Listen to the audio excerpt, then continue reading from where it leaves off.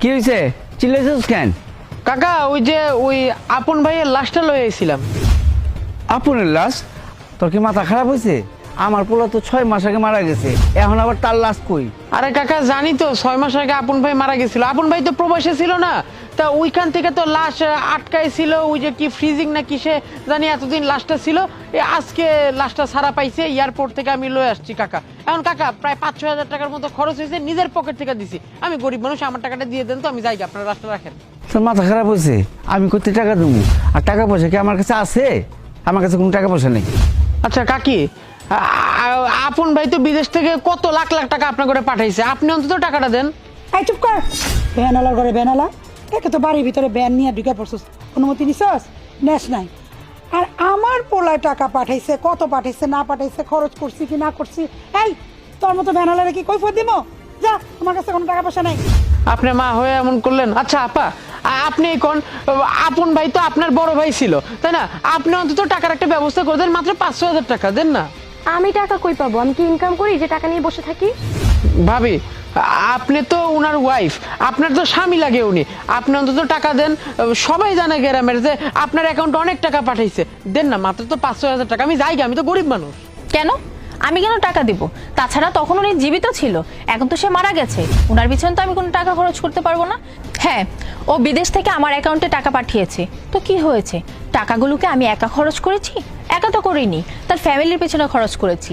সবাইকে দেওয়ার পর আমার নিজের কাছেই তো কোনো টাকা ছিল না। এখন আমি 5-6 হাজার টাকা কোথায় পাবো? আমি কোনো টাকা দিতে পারবো না। এখন তো মারা গেছেই, আর লাশটা থেকেও বাজে গন্ধ আসতেছে। এক কাজ করুন, আপনি এই লাশটা নিয়ে গিয়ে ডাস্টবিনে ফেলে দিন। বাড়ির মধ্যে এইসব কি? ও, আপনারা কেউই তাইলে টাকা দিবেন না তাই না? এই চুপ কর, বেশি কথা বলস কেন?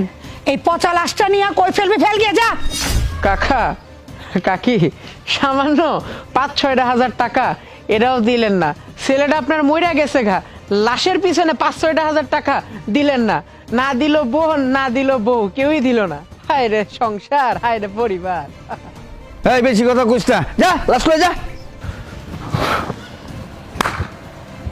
হেলানো লাগবে না।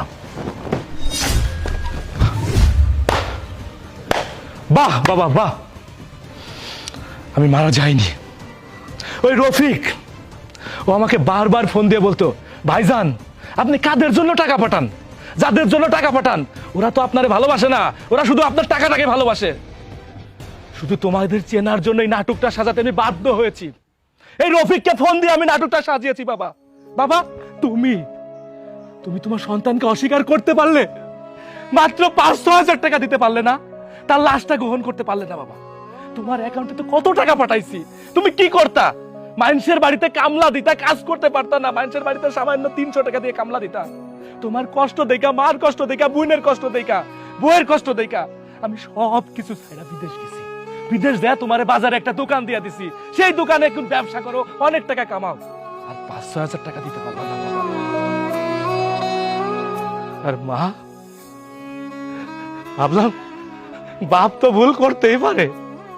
তুমি তো মা 10 মাস 10 দিন পেটে রেখে আমারে জন্ম দিছো, তুমি কি করে পারলে মা 500 হাজার টাকা দিতে পারলা না? মা, এই যে হাতের চুড়িটা তো আমি কিনে দিছিলাম, তুমি যখন যা চাইছো সব কিছু কিনে দিছো, তাও তুমি দিতে পারলা না? মা, আর কি কইলা তোমার বাড়িতে ঢুকতে হইলে নাকি পারমিশন নিতে হবে? মা, বাহ মা বাহ, দারুণ। আরে এই, তুই আমার ছোট্ট বোন, তোর এখন ভালো কলেজে লেখাপড়া করাই, টাকাটা কই থেকে আসে? এই আমি দিই, বিদেশ থেকে পাঠাই দিই, ওই টাকা দিয়ে তোরা লেখাপড়া করিস। তুই তো একবার বাবারে বলতে পারতি যে আমার কাছে টাকা নাই, মায়ের কাছে বলতে পারতি, তোর ভাইয়ের ভাবে আবির কাছে বলতে পারতি আমার কাছে টাকা নাই, ভাইয়ের লাশটা নাও।